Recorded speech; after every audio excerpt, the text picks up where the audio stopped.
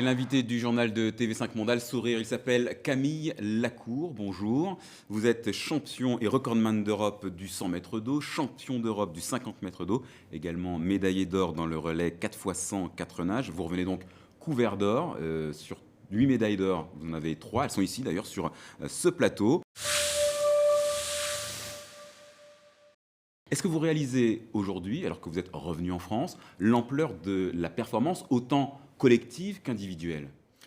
Pour le moment, j'ai un peu réalisé en arrivant à l'aéroport. C'est vrai qu'il y avait énormément de monde, c'est bien, ça fait plaisir là, que la natation devienne un sport que tout le monde suit. Et on va continuer à progresser, à garder nos valeurs et à faire rêver les gens comme ça. On aime ça et puis on va continuer à s'entraîner fort. Alors, vous avez l'impression, on l'a vu dans le sujet, que la natation française, eh bien, ça a commencé dès 1966 à réellement progresser. Est-ce que vous avez l'impression d'être l'héritier d'une longue tradition, en fait?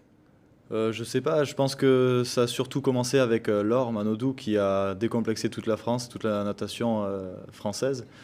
Elle nous a montré que c'était possible et puis derrière on a eu envie d'essayer aussi et d'y arriver. Et puis maintenant on est totalement décomplexé en compétition internationale et on arrive à s'exprimer pleinement, donc c'est vraiment que du bonheur. Alors là, on voit les images de l'une de vos compétitions, c'est le 50 mètres d'eau, si je ne m'abuse.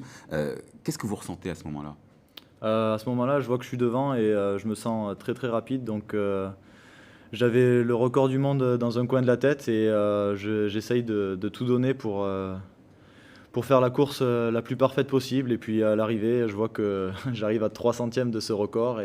Mais il n'y a aucune déception, c'est vraiment que du bonheur. De votre côté, vous avez aussi le record d'Europe du 100 mètres d'eau. Vous avez ressenti quoi à ce moment-là, quand vous avez levé la tête et regardé le chrono? Beaucoup d'émotions, c'était un grand moment de bonheur. Déjà, personnellement, j'ai réussi à être champion d'Europe. Ça y est, c'est dans la tête, ça fait vraiment beaucoup de bien. Et puis ensuite, il y avait mon collègue français, Jérémy Stravus, qui finit second. Donc c'était une victoire partagée. C'était vraiment un très grand moment. Les mondiaux de Shanghai, c'est l'an prochain. Ensuite, il y a les Jeux olympiques de Londres. Le calendrier va aller très très vite. Je suppose que vous allez prendre quelques jours de repos dans les jours qui viennent. Mais est-ce que vous vous sentez d'ores et déjà prêt pour ces grandes échéances? Là, d'abord, il va falloir digérer cette compétition. Là, on va prendre quelques jours de vacances et puis on va reprendre l'entraînement avec des grands objectifs en tête et puis pour faire autant de médailles lors des championnats internationaux, mondiaux et les Jeux olympiques. D'accord, alors ça c'est pour l'aspect sportif, mais il y a aussi l'aspect plus personnel. Il va falloir gérer une nouvelle notoriété. Vous êtes invité à déjeuner par Nicolas Sarkozy à l'Élysée le 26 août prochain, si je ne m'abuse. Ce matin, à votre arrivée à l'aéroport, il y avait du monde. Est-ce que vous vous sentez entouré, protégé pour essayer de rester vraiment ben, focalisé sur votre objectif sportif? Oui, je crois qu'à Marseille, on a vraiment un groupe très performant là-dessus. Il y a Fred Bousquet, il y a Fabien Gillot qui sont des grands noms de la natation française. Et je pense que grâce à eux, j'arriverai à rester là-dedans, à rester concentré sur ce que je dois faire et à ne pas m'égarer trop. Alors, vos chronos sont dignes des temps réalisés avec les fameuses combinaisons qui ont été interdites depuis le début de l'année. Est-ce qu'on peut parler de performance désormais sans artifice?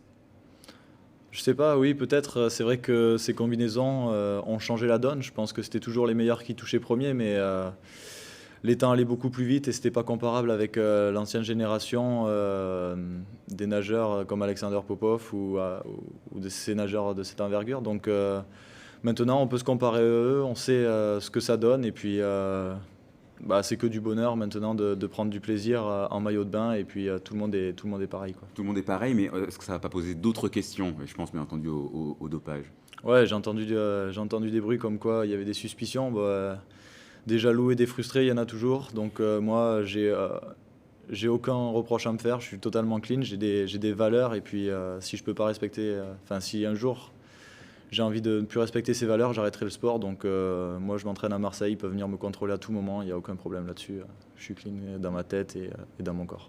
Merci Camille Lacour, le message est passé. Je rappelle que vous êtes champion et recordman d'Europe du 100 mètres d'eau, champion d'Europe du 50 mètres d'eau et champion d'Europe également dans le relais 4x100 4 nages. Je vais réussir à le dire. Merci et bonne continuation.